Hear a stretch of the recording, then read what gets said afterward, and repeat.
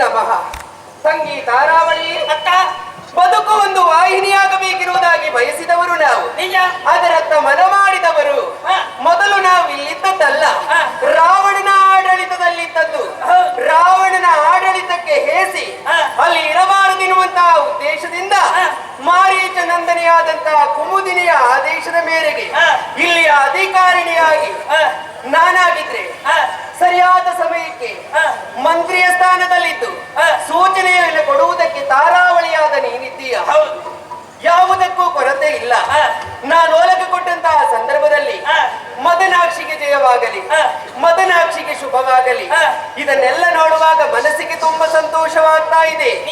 ನಿನ್ನೆಯ ದಿವಸ ಒಂದು ತುರಗ ಬಂತಲ್ಲ, ಸ್ವಚ್ಛತರದ ಒಣಾಂಗ ಅತಿ ಮನೋಹರ ಪೀತ ಪುಚ್ಛದ ಸುಗಮನದ ನಿಶ್ಚಯ ಎಂದೊಪ್ಪುವಂತಹ ತುರಗ. ಹಣೆಯಲ್ಲಿದ್ದಂತಹ ಲೇಖನವನ್ನ ಓದಿ ತುರಗವನ್ನ ಬಂಧಿಸಿದವರು. ಯುದ್ಧದ ಸಿದ್ಧತೆಯಲ್ಲಿದ್ದೇವೆ. ಅದ್ಯಾರದು ಬೊಬ್ಬೆ ಹಾಕ್ಯಾರು?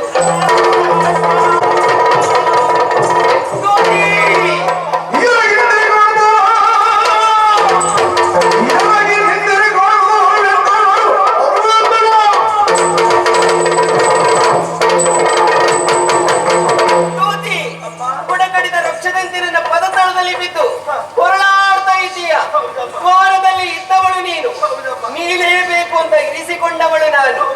ಓಡೋಡಿ ಬಂದೆಯಲ್ಲ, ಯಾರಿಂದ ಕಷ್ಟ ಏನಾಗಬೇಕು ಹೇಳಿಕು.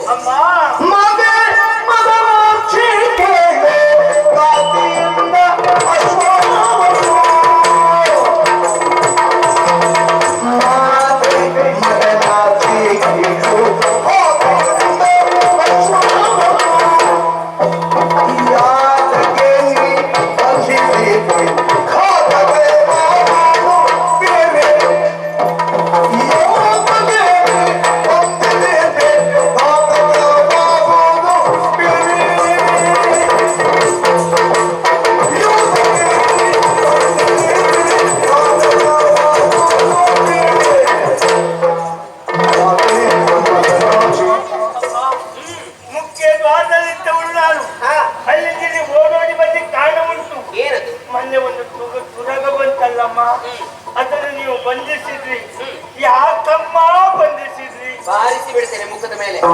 ಅಧಿಕ ಪ್ರಸಂಗಿ ಏನು ನಮಗೆ ಪ್ರಶ್ನೆ ಮಾಡ್ತೀಯಾ? ತುರಗವನ್ನ ಬಂಧಿಸಿದವರು ನಾವು ಯಾಕೆ ಬಂಧಿಸಿದ್ದೀರಿ? ಪ್ರಶ್ನೆ ಮಾಡಿದ್ದಲ್ಲಮ್ಮ, ಹೀಗೆ ಕಾರಣ ಉಂಟು. ಏನು? ಅದರಿಂದ ನಮಗೆ ಘಾತುಕ ಆಯ್ತಮ್ಮ. ಘಾತಕವಾಯಿತ? ಹೌದಮ್ಮ. ಘಾತಕ ಪಡಿಸಿದ ವ್ಯಕ್ತಿಗಳು ಯಾರು? ಯಾರು ಗೊತ್ತಾ?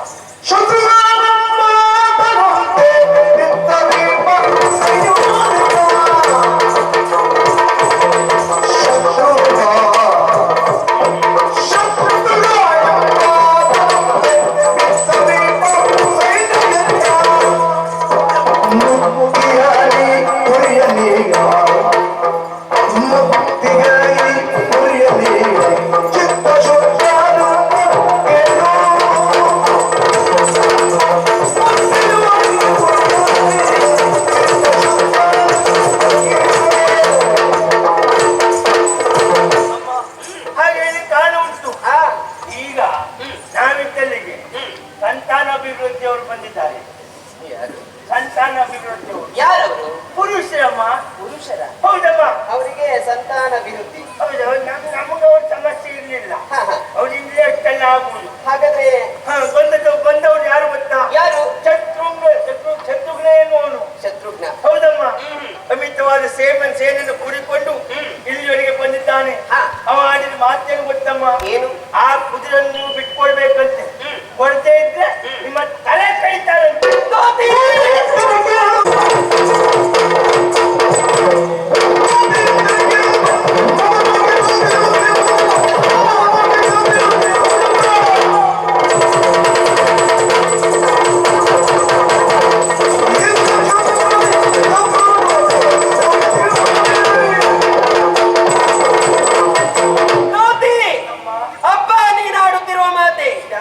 ನೀನಾಡಿದಂತಹ ಮಾತನ್ನು ಕೇಳುವಾಗ ಸಿಟ್ಟೇ ಉದ್ರೇಕವಾಗ್ತಾ ಉಂಟು. ಅಪ್ಪ ಶತ್ರುಘ್ನನ ಎದೆಗಾರಿಕೆ ಸೇನಾ ಜಾಲವನ್ನು ಕೂಡಿಕೊಂಡು ಇಲ್ಲಿವರೆಗಾಗಿ ಬಂದಿದ್ದಾನೆ. ನಿನ್ನನ್ನು ನೋಡಿದ್ರೆ ಪಾಪ ಅನ್ನಿಸ್ತದೆ ನನಗೆ. ಸರಿ ಪೆಟ್ಟು ತಿಂದಿಯಾ? ಹೌದಮ್ಮ. ಏನಿದು ಮೈ ಮೇಲೆ? ನೋಡಿ ಮಾತುಕತೆ ಬರುವಾಗ ಹೊರಟು. ಹೌದು, ಹೌದಮ್ಮ. ಒಂದು ಕೆಲಸ ಮಾಡಿ. ಮೈ ಕೈ ನೋವು ಆಗಿದೆಯಮ್ಮ. ಮೈಕೈ ನೋವಾ? ನನಗೆ ಮೈ ಕೈ ನೋವು ಆದ್ಮೇಲೆ ಎಣ್ಣೆ ಹಾಕುವ ಅಭ್ಯಾಸ ಉಂಟು. ನೀನು ಒಳಗೆ ಹೋದವಳೆ, ನಿನಗೆ ಅದೇ ಕೆಲಸ. ಅಯ್ಯ, ಹೋಗಿ ಸರಿ ಎಣ್ಣೆ ಹಾಕು. ಮತ್ತಮ್ಮ ಕೆಲಸಮ್ಮ, ಏನು? ನಂಗೆ ಎಣ್ಣೆ ಹಾಕಿದ್ಮೇಲೆ ಉದ್ಯೋಗಕ್ಕೆ ಬರ್ಲಿಕ್ಕೆ ಆಗುದಿಲ್ಲ. ಅಯ್ಯೋ, ನಿನ್ನ ಆರೋಗ್ಯ ಸ್ಥಿತಿ ಏರುಪೇರಾಗಿದೆ. ಹೌದಮ್ಮ. ಈ ಸಂದರ್ಭದಲ್ಲಿ ನೀನು ಉದ್ಯೋಗಕ್ಕೆ ಬರ್ತೀಯಾ? ಇಲ್ಲಮ್ಮ. ಬೇಡ. ಒಂದು 15 ದಿನ ನೀನು ಕೆಲಸಕ್ಕೆ ಬರುವುದು ಬೇಡ. 15 ದಿವಸ ಅಲ್ಲ, ನೀವು ಮತ್ತೆ 15 ದಿವಸ ಸಂಬಳ ಕೊಟ್ಟಿದ್ರೆ ಅದರ ಬಗ್ಗೆ ಯೋಚನೆ ಮಾಡುವಂತ ಅಗತ್ಯವೇ ಇಲ್ಲ. 15 ದಿನ ನೀನು ಕೆಲಸಕ್ಕೆ ಬಾರದೇ ಇದ್ರು ವೇತನ ಮನೆಗೆ ಬಂದು ಬಿಡ್ತು. ವೇತನ ಮನೆ ಬರ್ತದೆ, ಹಾಗಾದ್ರೆ 1 ತಿಂಗಳು ಬರುದಿಲ್ಲ. ಎಂತದ್ದು? ಅದೇ ಸಂಬಳ ಬರ್ತದೆ, ಮತ್ತೆ 20 ವರ್ಷ ಒಟ್ಟಾರೆ ಕೆಲಸ ಮಾಡಬಾರದು. ಈಗ ನಿನ್ನ ಮೈ ನೋವಾಗಿದೆಯಲ್ಲ, ಆ ರೋಗ ಗುಣಮುಖ ಆದ ನಂತರ ಬಂದು ಸೇರಿಕೊಳ್ಳಬೇಕು. ಮತ್ತೆ ಮಳೆಗಾಲದಲ್ಲೂ 10,000 ಹೊನ್ನು ಕೊಡಲ್ಪಡುವುದು. ಅದು ಬರ್ತದೆ ಅಂತ ದೇವರನ್ನ ನಂಬಿಕೆ ಇಲ್ಲ. ಹೌದಾ? ಅಲ್ಲ, ಕೊಡುವುದಲ್ಲ. ಈಗ ನನ್ನ ಆಡಳಿತ ಕೊಡ್ತೇನೆ, ವಿಶ್ವಾಸವನ್ನಿರಿಸು. ಬಿಡುಗಡೆ ಮಾಡ್ತೀನಿ. ಹೌದು, ಆಗ್ಲಿ ಅಮ್ಮ. ಹೋಗಿ ಬಾ.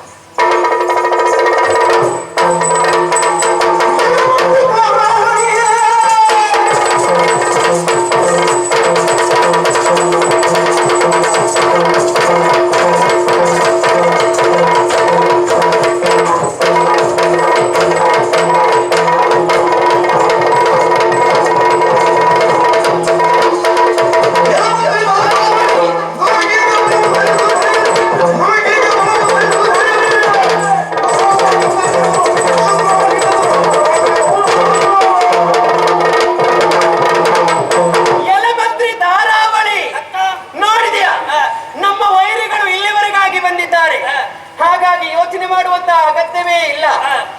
ಸೇನಾ ಜಾಲವನ್ನ ಸಿದ್ಧಪಡಿಸು, ಹೊರಡೋಣ ಯುದ್ಧಕ್ಕೆ.